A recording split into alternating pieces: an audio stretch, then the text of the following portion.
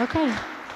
So this has been a pleasure. I just want to thanks everybody for being here and and I just want to thank you briefly the people that have been involved in this presentation. So Spielfabrik, but Thierry is here thanks to the Institut Français and l'Ambassade de France, which are also hosting Jérémy Griffot, it's an amazing artist that works with animation into the virtual reality environment. And if you want to test his experiences, you should just go on the other room later, and when we finish here or tomorrow again, you can come back. And I want to, and of course, thanks to media, but I also want to say that Thierry is going to have an inspirational lab about video games and how that works in Trieste at the end of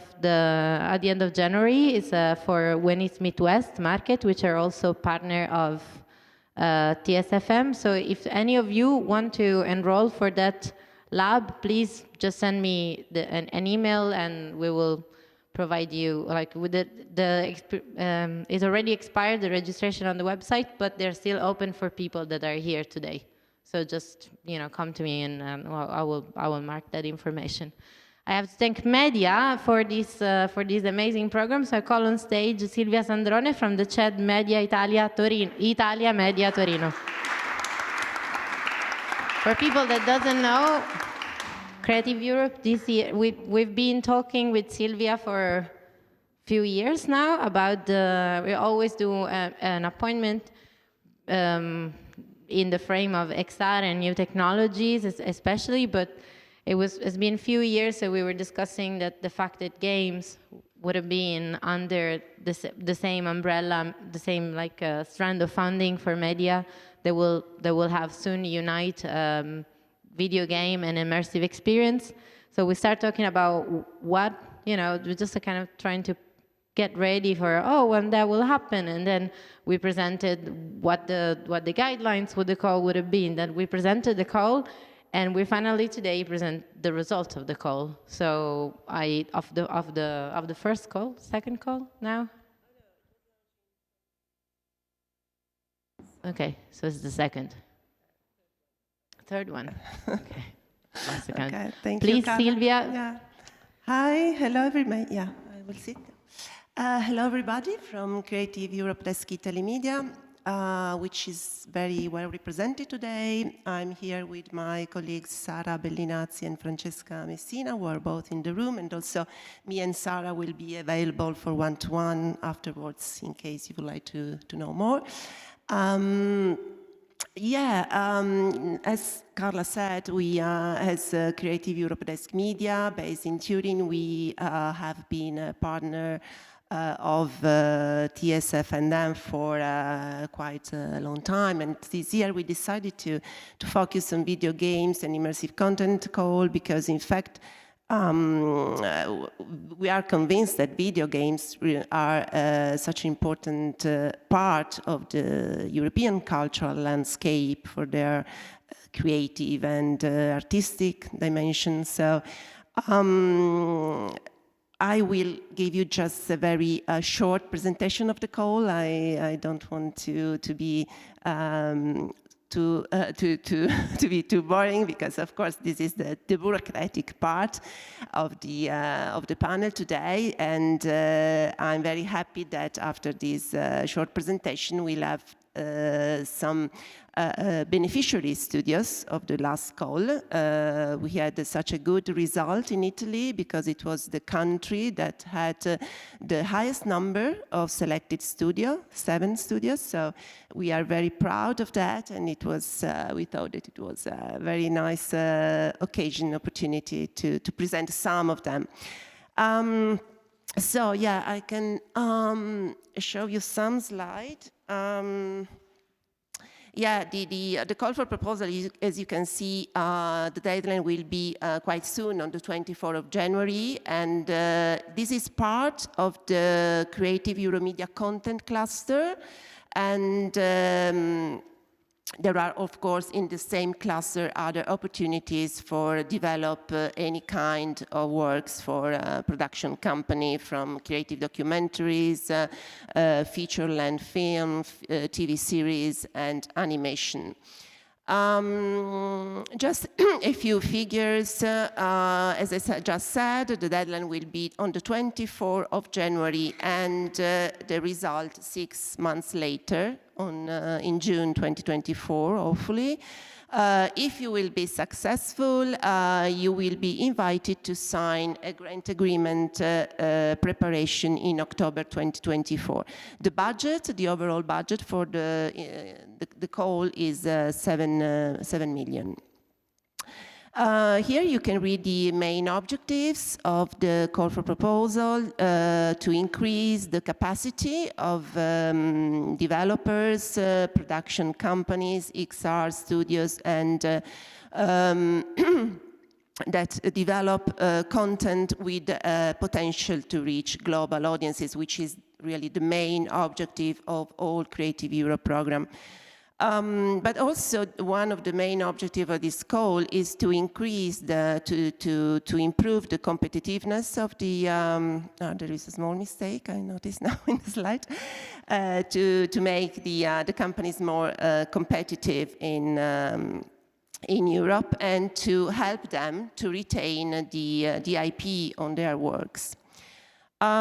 Which kind of activities are funded? Mainly the development. So you need to show, to propose a narrative, a project with a narrative storytelling, possibly original content and quality gameplay, high level of originality and innovative and creative value. And also show strategies on how to distribute and to make your work, your game cross-border in Europe. The expected impact is to increase quality, appeal, feasibility for the selected project, and also to make the company stronger in the international and European markets. Who are the eligible participants? You can apply if you are based in Europe or in one of the participating media countries. If you are a video game XR studio or audiovisual company. And this is very important, able to demonstrate that you have already produced a previous work that has also been distributed. There is something new for those who were familiar with the previous call. Now also application submitted by a consortium are allowed, not only by single applicants. Yeah, we already said that the eligible participants needs to have these characteristics, and of course also, yeah, owned by majority participation by national from media countries. You need to be based in Europe, but also to be owned by European citizens. What does it mean to prove that you have already that you have a recent experience? You should provide the title of a video game or immersive content, interactive or not, which has been commercially distributed. So you need to have a sales report to prove incomes between the period from the 1st of January 2021 and the deadline of the call. It's very important to underline that as previous experience, you don't need a narrative content, but if you want to apply for the call for a development fund, you need to have a narrative video game or a narrative immersive content, immersive experience, sorry, throughout the whole video game or immersive experience, not just as an introduction at the beginning or at the end. And then it's also very important to underline what is development for media, which is the definition as being given by the call, and it's the phase starting from the first idea until the production of the first playable prototype. Then there is another eligible criteria, which is that you need to wait at least 10 months before enter into production from the deadline of the call. This is just a graphic overview of the development for media and also the following phase of production and post-production. And financing, yeah, this is also a very important part. The funding rate, the media funding rate is 60%. So you need also to show how you will co-finance the project. And the grant can be up to 200,000 per project through a lump sum grant. These are how the slide shows how the proposal will be assessed. We have, of course, the first part, the admissibility criteria concern the fact that you need to apply through the portal, the funding and tender opportunity portal, through of course, the application that is provided by the executive agency. Then you need to fulfill all the eligibility criteria that we have just seen, both for the companies and for the project. And then, of course, you need to show that you will be able, that you will have a financial and operational capacity to develop your project. And then, of course, the experts, the two experts that will read your application will evaluate your proposal with these 4 award criteria, which have a different weight in the, of course, in the threshold that you will reach. And 70 is the minimum to be evaluated, but to be selected, the threshold is higher, usually after 80. I don't know if I'm running out of time or it's okay. This is just the last slide. Of course, it's very, very important that you consult a media office, just at least to be sure that you are eligible and that you can provide all the documents and the proofs that the executive agency will ask for.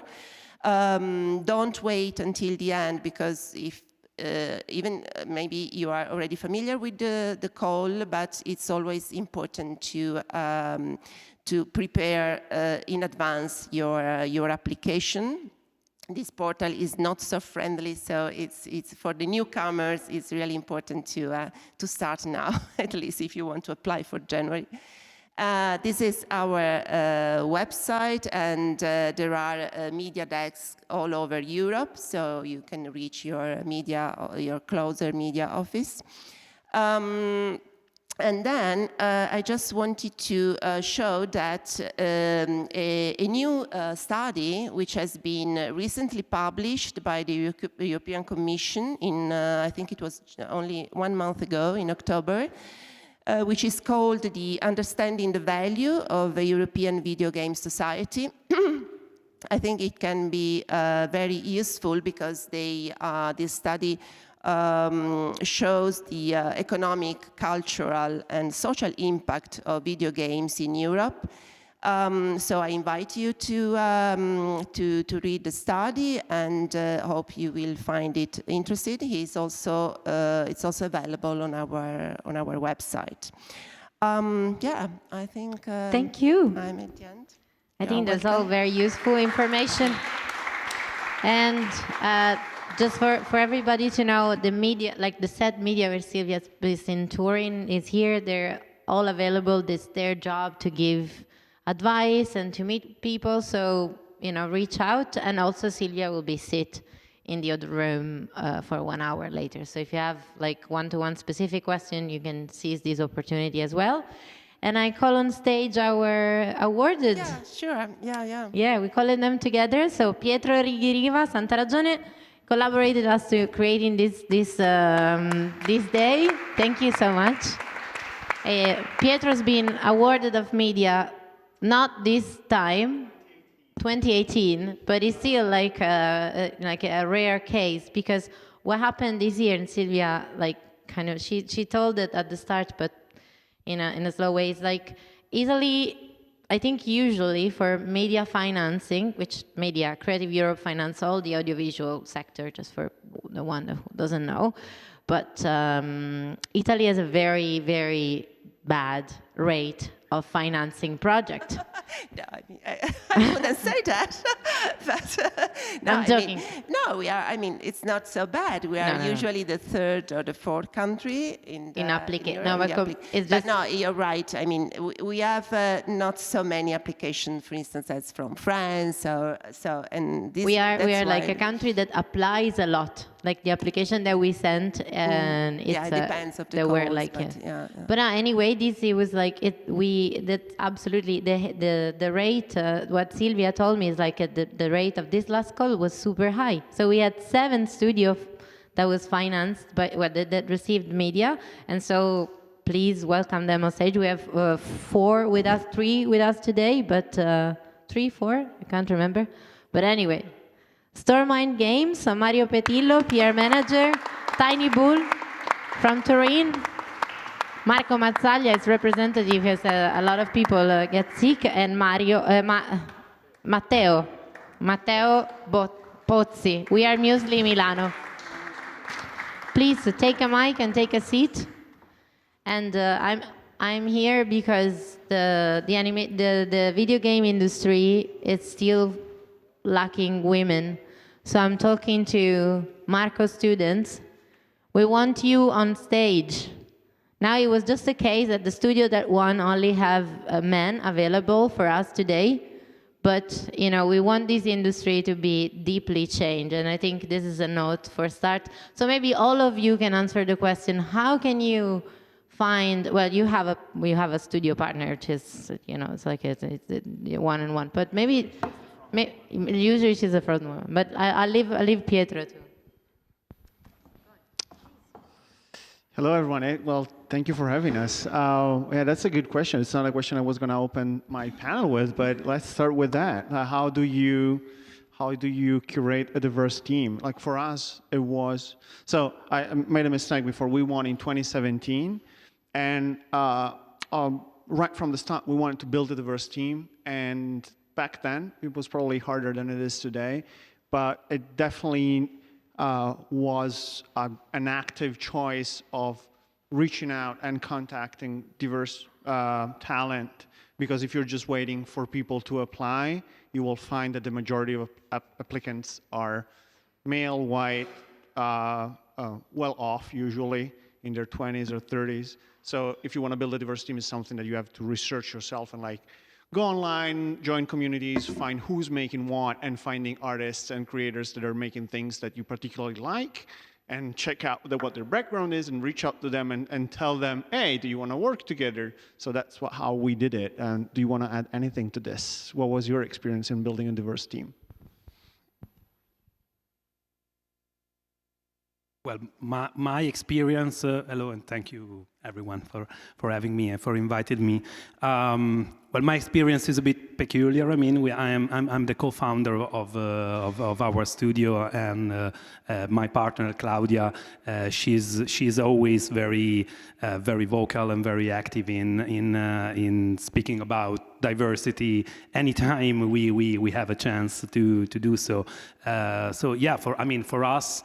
In our case, it was very organic, and it was part of our natural experience. We also started making games relatively late during our professional experience that maybe helped us. I don't know if it helped us. I think so, in having a working culture, no matter the discipline we were tackling. So it is part of our natural experience, I would say. That is something that we always encourage. We're also teachers in a few schools here and there, especially in Milan, and we always try to stress as much as possible to bring diversity in, both in terms of gender, not only gender, of course, but that is something that I think that it has to be a natural part of the culture of a studio. It is something that has to be, you have to fight for, but I think that until there is not a proper organic cultural shift on a higher, wider level, it could be hard to have more women on a stage like this. Yeah, you're right. Like even the games that we make, what kind of audience they appeal to, so that more people are interested, that are more, different than the usual 1980s, 1990s typical video gamer. Do you have anything to add to this? But I can start talking about the first game of Tiny Bull Studios. I'm Marco Mazzaglia, video game evangelist and business developer for the studio. And for instance, the first released game of Tiny Bull was Blind, that is about the experience of blind people in a narrative form, and the project started as a prototype developed in our first game jam, global game jam here in Turin, and it was the best project, the best prototype in that event. But for our team was the opportunity to start to understand the opportunity of games to get themes and subject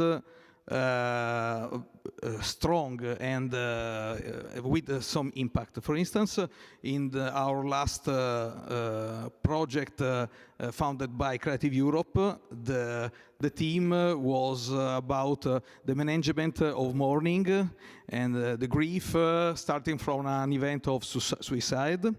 But we want to make a very sad game, because the subject can be, but for our opinion, for our team, it will be a great opportunity to explain how we can go out from the pain of the mourning, using creating a network of people that together can go out from this event.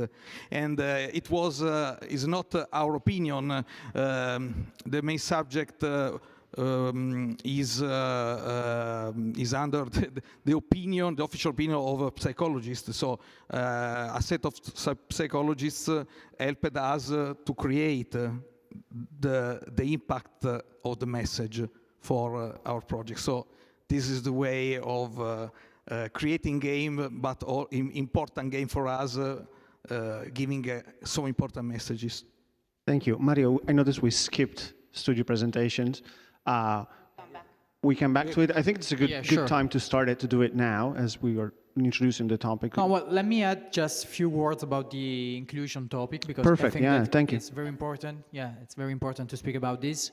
And we in Stormind Games are very proud of what we have done, what we are doing, and what we are going to do for the inclusion, because of course we just now have we have the lead role that are covered by women. So we have the brand manager, the HR manager, we have one of the business developer manager. So also in the narrative team, we had a lot of women. So I think that it's very important to try to be equal in the number of the collaborators, of the staff member, and so on. Also the marketing team, we have 50-50.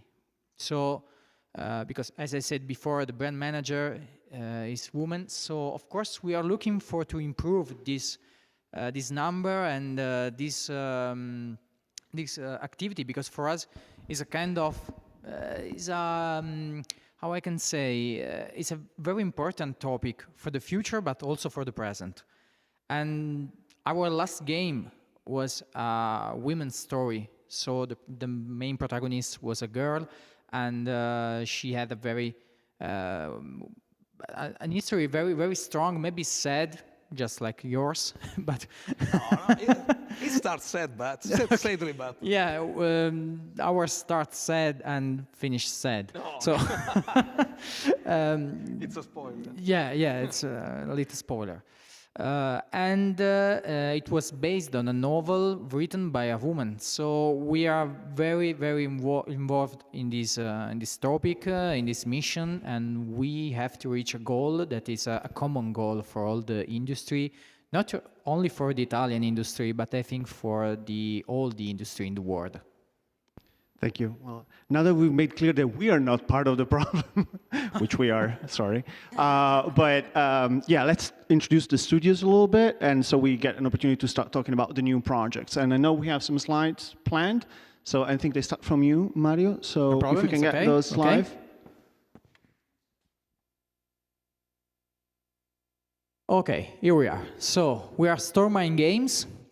Just a few words about me. I am Mario Petillo, the PR manager of Stormind Games. I spent a lot of years in the video game industry field, but before this role, I worked in the journalism of the video game, and from 2018, I decided to go on the opposite side and try to make my hands dirty, so making video games. And I started with the racing game, because in Italy we thought that we can do only racing games.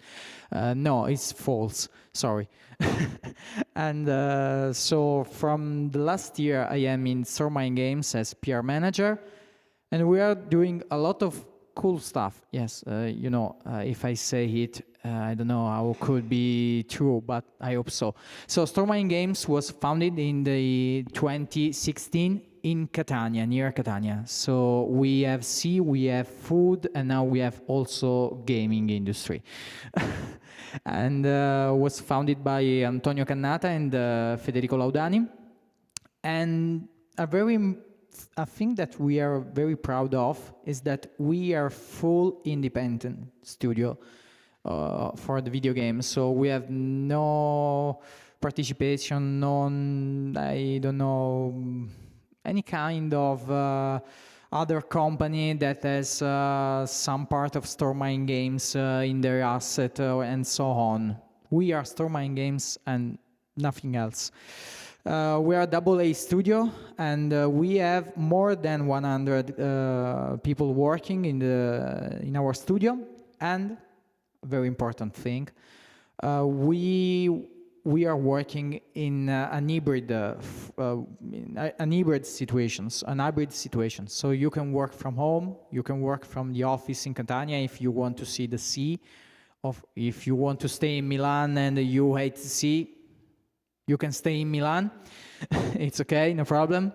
And this allows also the Italian people abroad to come back in their country. So I think that this is a very important thing for all the Italian people going abroad to work in the video game industry. Our focus is developing AA video game, and of course another very important focus for us is working on intense stories, because we work only as an approach or storytelling, and we work for the storytelling. This is the headquarters, if you are curious to see how we work in Catania. We, in the 2020, won the award as Outstanding Italian Company to the Italian Video Game Awards. A quick review of the landscape of our project, Remadred and Remadred 2. We're waiting for the last chapter of the trilogy. I cannot say anything about this. Battle 7 is our last game, released the last year in October 2022.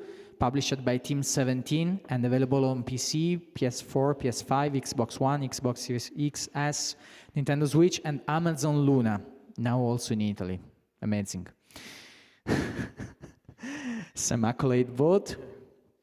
And the last month, we announced also our first big partnership with a AAA studio, because we helped Behavior Interactive with Dead by Daylight, and we are so proud of that this work, because also we worked on one of the most beloved character for this year, that is Gabriel Soma, and so a very important milestone for our work and our timeline. And so that's all, folks. Thank you, thank you. And if you're wondering why Mario has not told us anything about the project that won the Creative Europe grant, is because they can't talk about it. Yeah. And this is actually quite a bit of a problem, because you may know or not know this, but one of the best things that you can sell to a publisher or to a co-funding partner is the announcement of your game. So the moment that you announce it yourself, you already lost something that you can sell to find a partner to fund your game. So we are in this difficult position where we just got the project started, but we can't tell anyone about this. So it's even hard to promote grants like media with our work, because we can't talk about it really. But that depends. Sometimes we have working titles. Sometimes on the website there is like a public abstract that tells you a little bit about the game. But I guess today we can talk about the process a little bit and the challenges. So we'll see what we can get out of Mario. And Marco, do you want to tell us something about your studio too?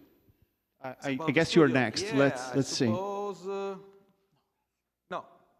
No. But I can tell by myself, but we don't have slides. But okay. I don't know why. No, they are changing, upgrading the slides. I don't know. Give it a second. Yeah. Okay. But I can say that we're okay. live. Perfect. Okay. So Tiny Bull Studios was born more or less 10 years ago. Okay, it's working. Yeah, perfect. By Matteo Lana and Rocco Tartaglia, and now we are 55 people more or less. And the studio is split in two teams, more or less. The B2C team that is developing B2C games, and the other team is focused on B2B projects. Okay. The first, we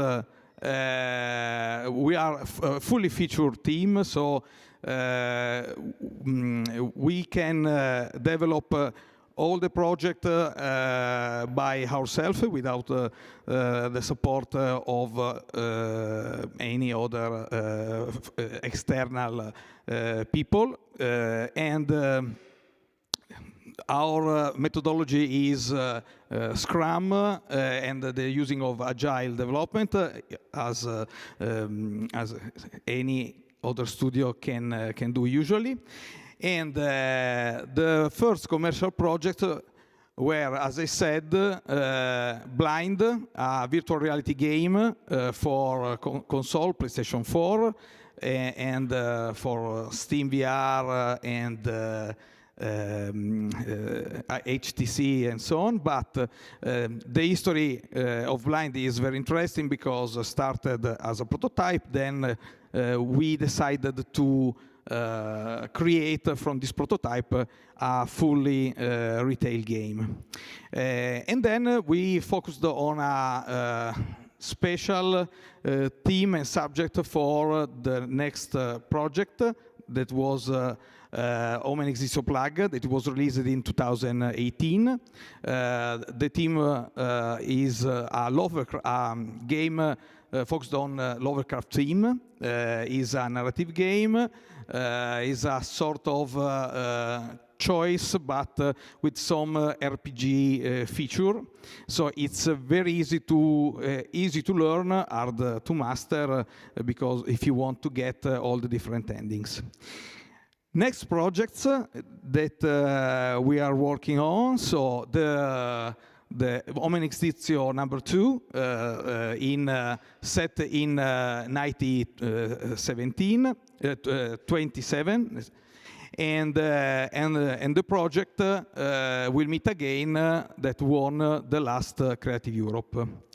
But we are working on an announced project, and I can say that we don't know the makers of Life is Strange. It's a public announcement, but not I cannot announce the game.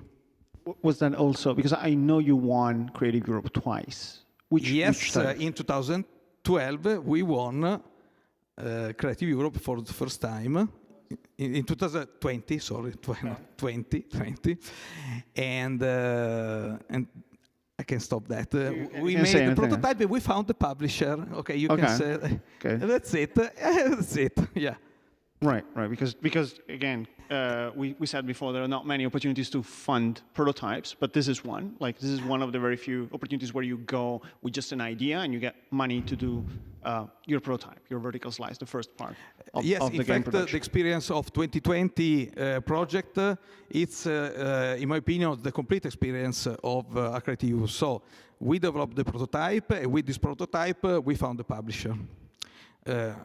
It's not our only experience. Also, Tarsier Studios with Little Nightmare made this kind of trip of journey in 2014.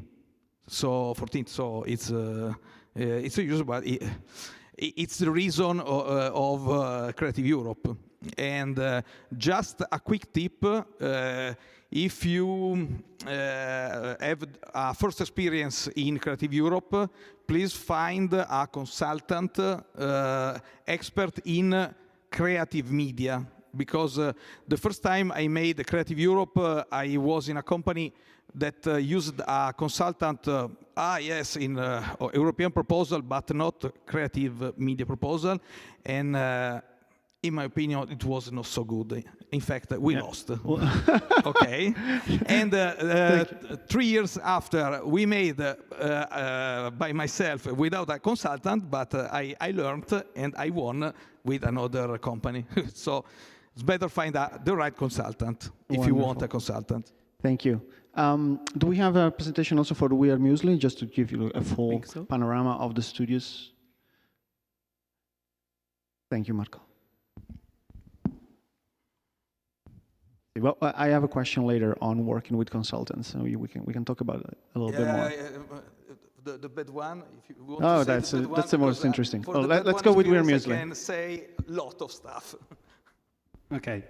Hello. A few words about us first. We are a game design studio based in Milan. This is me and my co-founder, I mentioned before, Claudio Molinari. And we've been making games for the past 10 years or so. We kind of sum up the kind of things that we do, talking about games for cultural heritage, not only video games.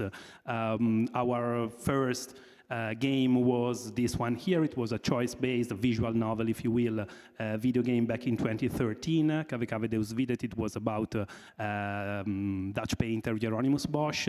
And in the following years, we broadened the kind of games that we've been making. We also made analog games. This interactive game book of ours was released in 2020. We focused, especially in the past 5 years or so, in escape rooms. This is our very latest one. It was made for Festival Letteratura in Mantua just a few months ago, Ludmilla, about the work of Italo Calvino. And we are now going back to the roots, so to speak, in video games. First of all, in 3 days from now, blatant advertising, this game of ours. It's been a few years in the making, but it's finally going to be released on Steam this Thursday, courtesy of Fantastico Studio. And with the project of Creative Europe, a few words about it. I'm totally burning bridges with like announcement and everything. I actually have the very first 5, the next 5 slides are literally taken from the creative dossier that we submitted to the Creative Europe program. So I think it was okay to show them. So this is the working title of our project, In Their Shoes. We kind of pitching it as a collection of slice of life, stereotype breaking interactive short stories.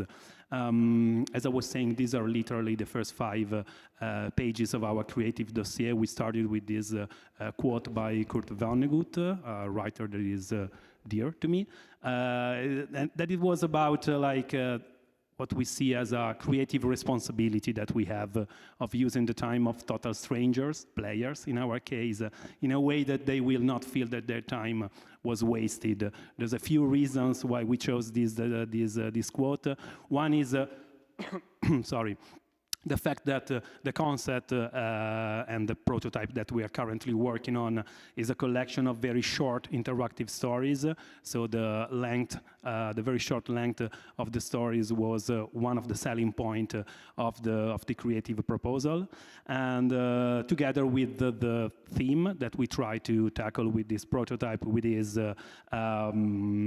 gender-based stereotypes and trying to represent them and hopefully trying to break them without without trying to moralize our players, but just showing and letting them experience these little slice of life, tranche de vie moments that are initially kind of disjointed and disconnected, and the more that you play the game, the more that you realize that somehow there's a connection behind all the characters and all the stories that the game will talk about. Again, this is a sort of behind sort of making of our proposal and the way that we pitched it. We didn't have a consultant, so we made it all by ourselves. I don't know if it's a good example. Maybe it is because we got funded, but yeah, we try to be clear with the concept, be clear with the design pillars that we think we feel that we want to have with our game. So empathy, talking to the not yet players target audience, and simplicity of interaction. It's going to be a choice-based game, so gameplay is going to be basically very simple, and it's a proposal that we see as possibly scalable, also with more episodes and stuff like that. A few words about the core game mechanics, but yeah, it's basically a choice-based game. And here we were explaining a bit more in depth about how what is the scope of the game, how many characters, combined with how many shoes that play a role in the game, not only on a metaphorical level, being in the shoes of these characters, but also in a more literal way. Provided a few story samples, and just a few final slides about the artwork. Of course, we didn't have 100% finished artwork when we submitted the game. So this is the artworks that were part of our submission, and in these months that we've been working on the game, the style, we are already exploring other visual art styles, and the one that I'm showing you here is somehow the direction that the graphics of the game is taking right now. That's it. Thank you. Thank you.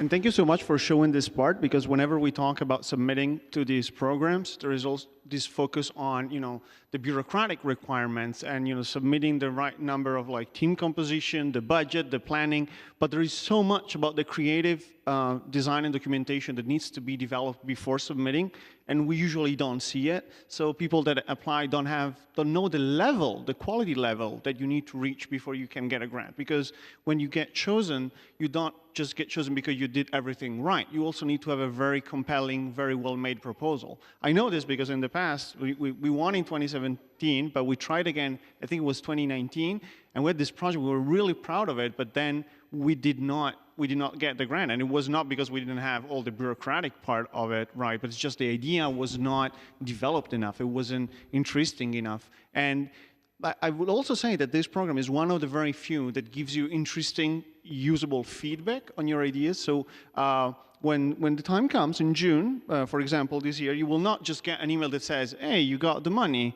You will also get, multiple long form. At least that was back in the day, but I'm sure it's still happening. Long form feedback written by I don't want to say the jury, the experts. You can really tell like the amount of time that they dedicated to your project, and they will come back to you and say, this part was great, this was too ambitious, this was not clear, how are you going to sell that? And even if you don't end up making the project, it's really useful stuff that you can, sometimes, I don't want to say it's worth doing just for the feedback, but it's a great thing. And I wanted to ask you if you can share something about the kind of feedback that you got from your submissions. Maybe I can start, since I cannot speak about the project, so I can speak about the feedback. And I was not in the team that made the application, but of course I had the opportunity to saw the feedback. And the part that really interested me was the dissemination. That is one of the criteria, and of course is the criteria about the communication, the marketing about the game. Of course, when you request a fund or money, you have to understand that one of the big part of this request, this application, is let the people know that you are going to sell very well the game. So who will play this game? Who is your target? What is your unique selling proposition? What are your content? How you are going to communicate it, the video game, the project? And so everything has to be more detailed than you think, because you have to put a marketing strategy on. And sometimes, well, often, the marketing strategies speak about 6 months for a AA gaming. So you have to be able to cover the 6 months of communication and give to the people, the jury, the possibility to understand what you are going to do, what could be the sentiment of the player you are looking for, your target, and so on, is very important to reach the goal of having the fund. And the feedback is like a kind of post-mortem, because you can understand what you have done wrong and what you have done good, and try to fix all the problem, try to find a good solution, and going through a different approach, and maybe think about we can do something different about what we have made the proposal. Good point. Do you want to add something to that? You can definitely tell how professional actually the feedback is according to the different criteria, including the creative aspects that you mentioned. They go deep into those references that you provided. Those ones can work. Those ones were not totally focused. So it's a very deep feedback and definitely a precious one. So, can you give us an example of like something that you're going to change based on that feedback? Like for instance, we kind of try to evolve the artwork that I just quickly showed. There was kind of mixed reactions in terms of the feedback regarding like the faceless portraits that I showed you. So we were like, okay, maybe we should give a face to our characters. Now we are playing with different, let's say, cameras, so maybe having the characters on long shots and stuff like that. But it's something that it is not just yes, no, and how many points. It's something that you can actually, it's a feedback that you can actually like iterate on. Act on, yeah, cool. And Marco, do you want to add anything? Any examples?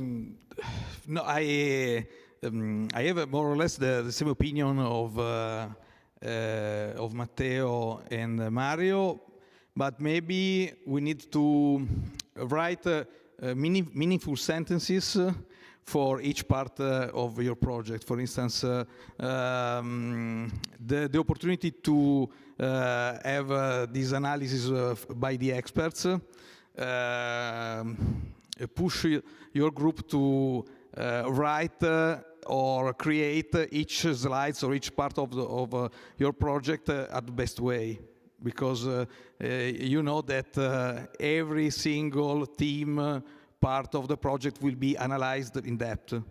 So maybe this is the challenge, but it's a positive challenge for the team. And maybe a tip for us and a useful way to write the document was to write the document, wait some days, and reread and reanalyze the document, starting from scratch, for instance, in order to delete your previous thoughts.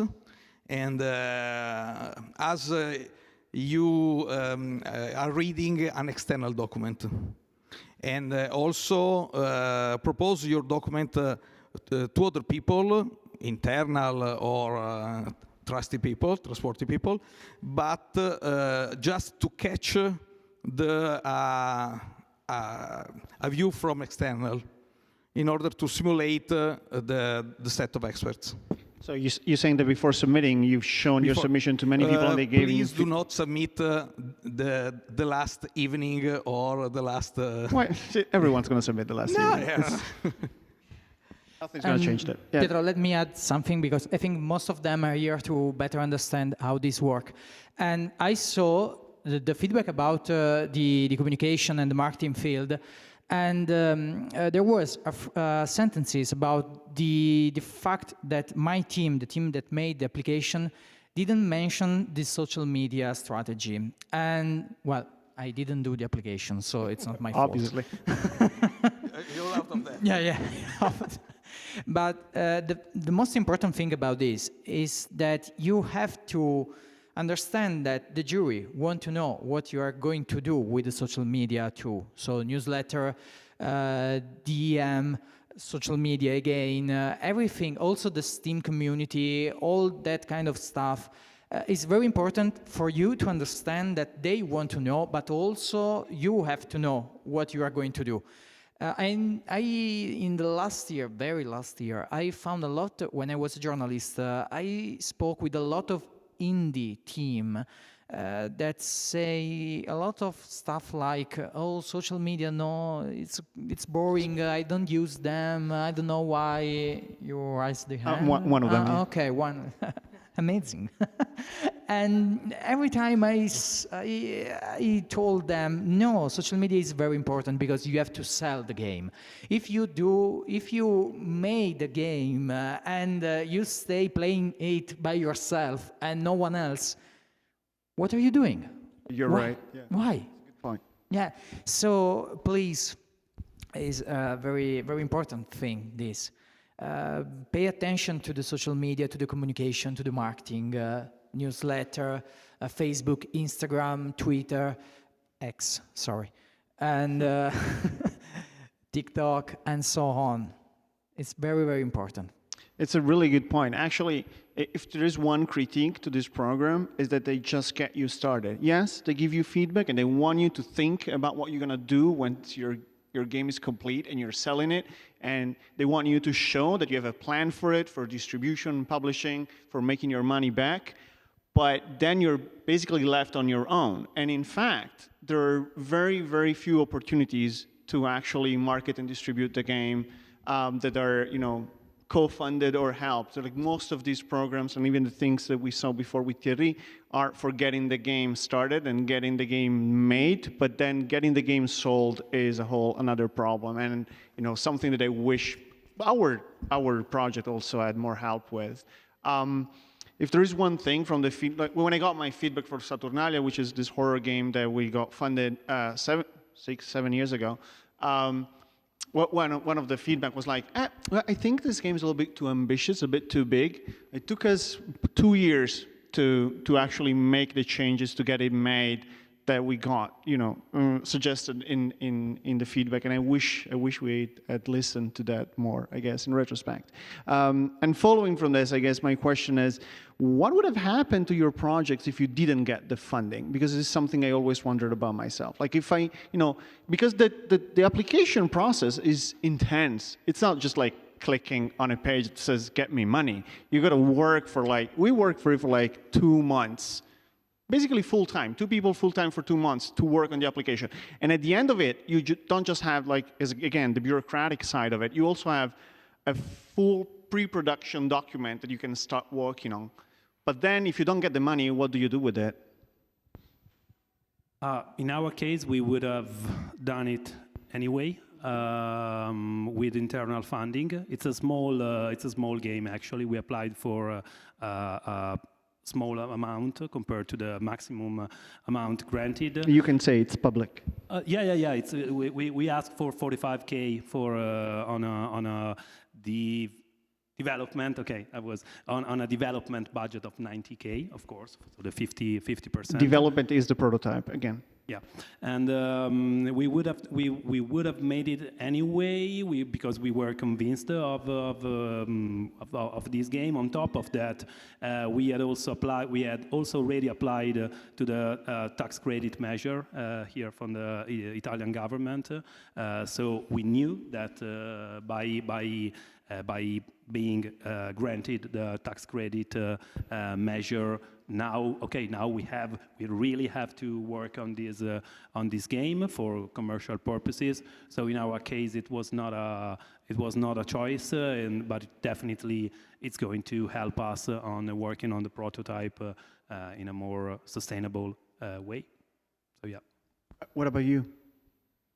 I'm not in the head of Matteo and Rocco, but the worst thing that can happen when you fail creative media is that you have the documentation to go on with the project. So maybe the development can slow because you have to find the money for the prototype, but you got the experience in write another different documentation, different ideas. So yes, maybe the worst effect is the slowness of of your project.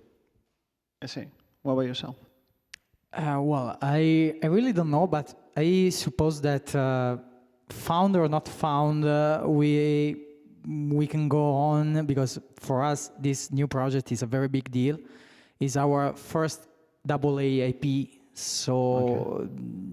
Well, yes, it's a big deal, but with this money or without this money, we have to go on for this project. So I guess all the examples here are situations where the project would have been made anyway, I guess, which is interesting because, you know, maybe it's a lesson in, you know, participate to this, but don't make it like your only chance to actually making the game that you want to make. For example, for us, when we applied again in I think it was 2020 or 2019, and we lost, we scrapped that project. We worked on it again for months, and then when we got the feedback, we knew that there were like issues with the game, and then we decided to shelve it instead of like keep working on it until, you know, it gets made. And I think that's also, you know, a way to get, you know, something useful from the submission, even if it's not just, you know, the confirmation that you're making, that you have a great idea and that it's totally doable. Sometimes it's better to like just look at what you're doing and be like, maybe you should, you know, find another project, find a different thing.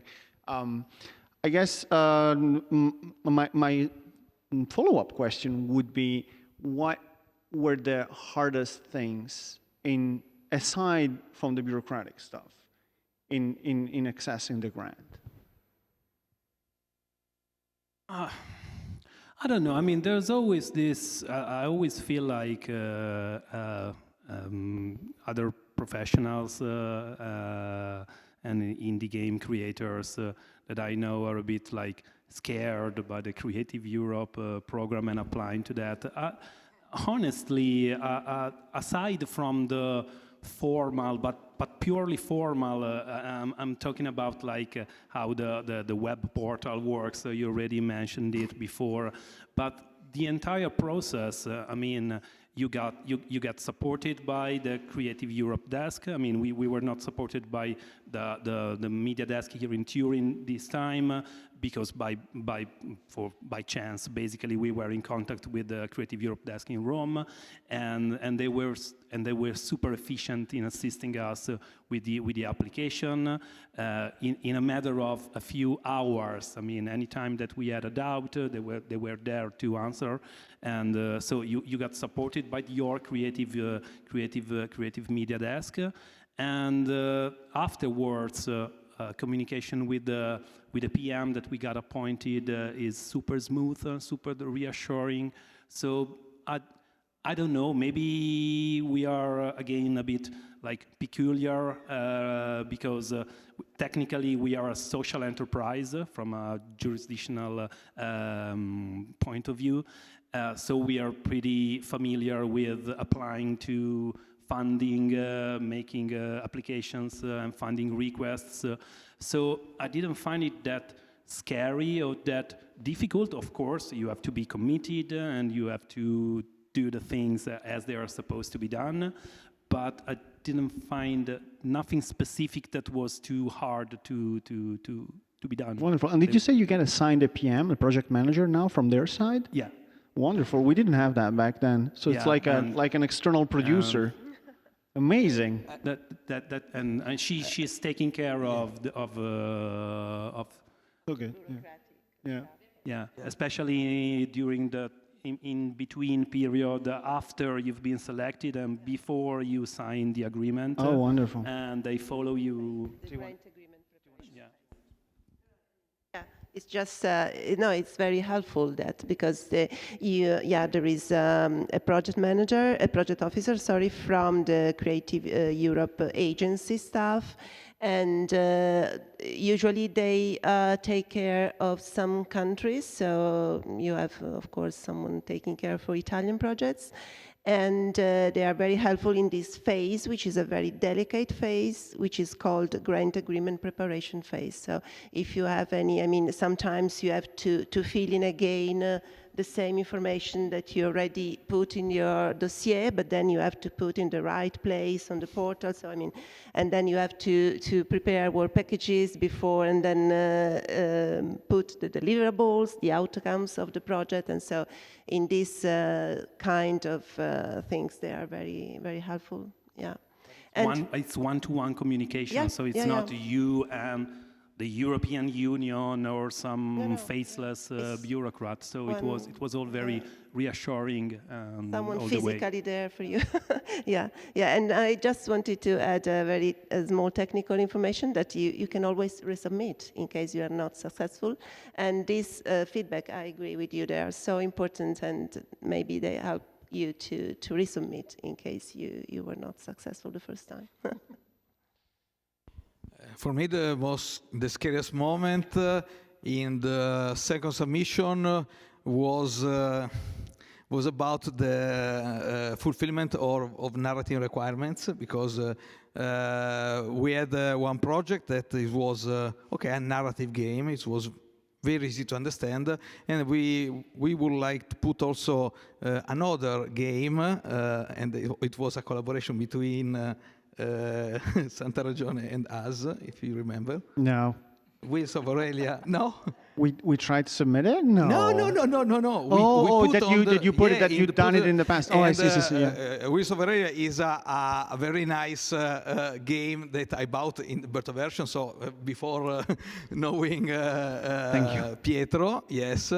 But our fear was the experts will understand exactly the narrative power of this game. So we asked the experts, and then we get the right answer that it was yes, you can put, but it's better to focus on the first. For instance, for my 8, the first game we decided to put. So also for us, it was very important to manage the doubts with the experts. And for this project was about the subject, because is the subject too strong to be accepted, to be understandable to the commission, to the jury, to the experts? And this is for us. This is the reason of the importance of the why part of the presentation in order to justify the subjects like suicide, grief, mourning, and so on. Well, I can say that the colleague of mine who was in charge to make the application has a very long history of success in the European Fund, so he was very confident, and we were very confident about the success and the result.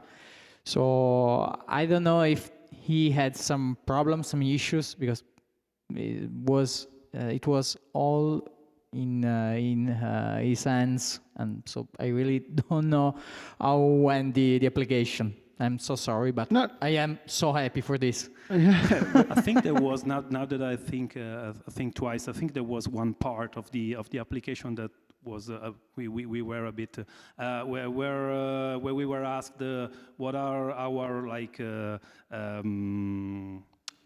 Remember exactly in terms of like sustainability, how your project is going to tackle sustainability issues and stuff like that.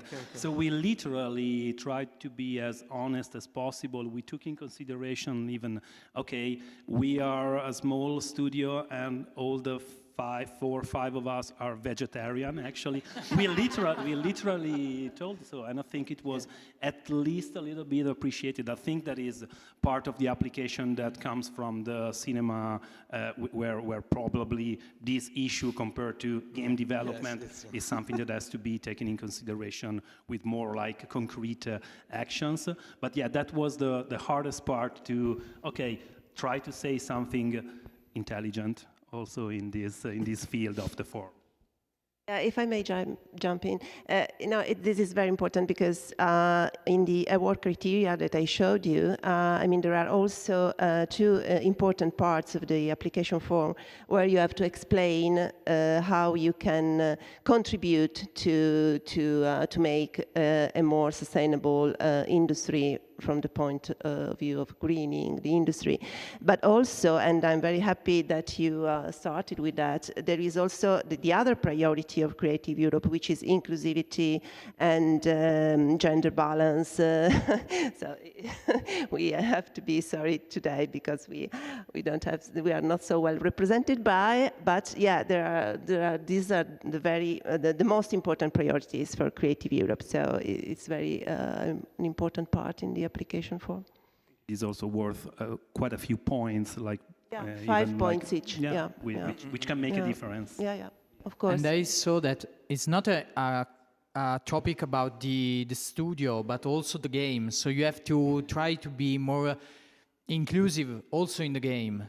And in the feedback, so I had the opportunity to read that they are asking to make more female character and try to be 50-50 or try to be more balancing possible. Thank you. Do we want to open questions from the audience? I think we're Is it too late? Yeah, it's too late, but we don't open questions because we all move in Sala Biblioteca. And we do one-to-one. Where we can do questions like all night long. No, I'm joking. If you want, we can do that, but... We can do that. I don't know if someone wants. But so thank you. I just want to add that Saturnalia is out, so we might. Do you have a slide for that? Maybe we can do that. We have the trailer. Do you want to see the trailer? Yeah, let's close with the trailer. Put Saturnalia on. Saturnalia is a Santa Ragione's game that won Media in 2017 and was released in 2022.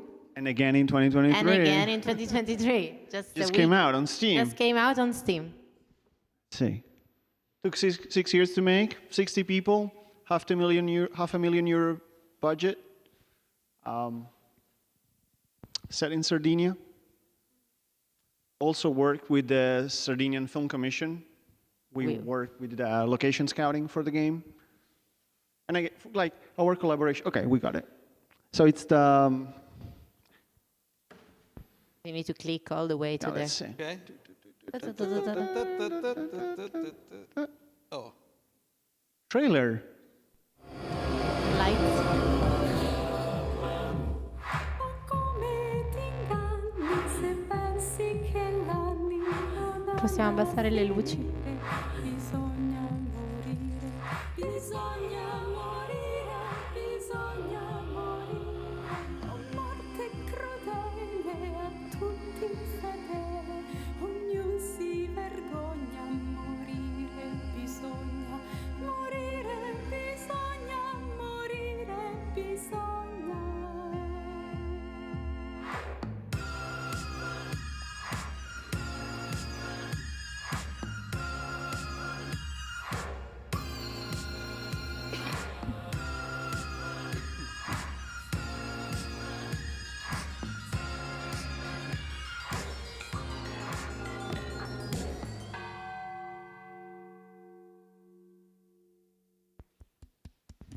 Thank you, everyone.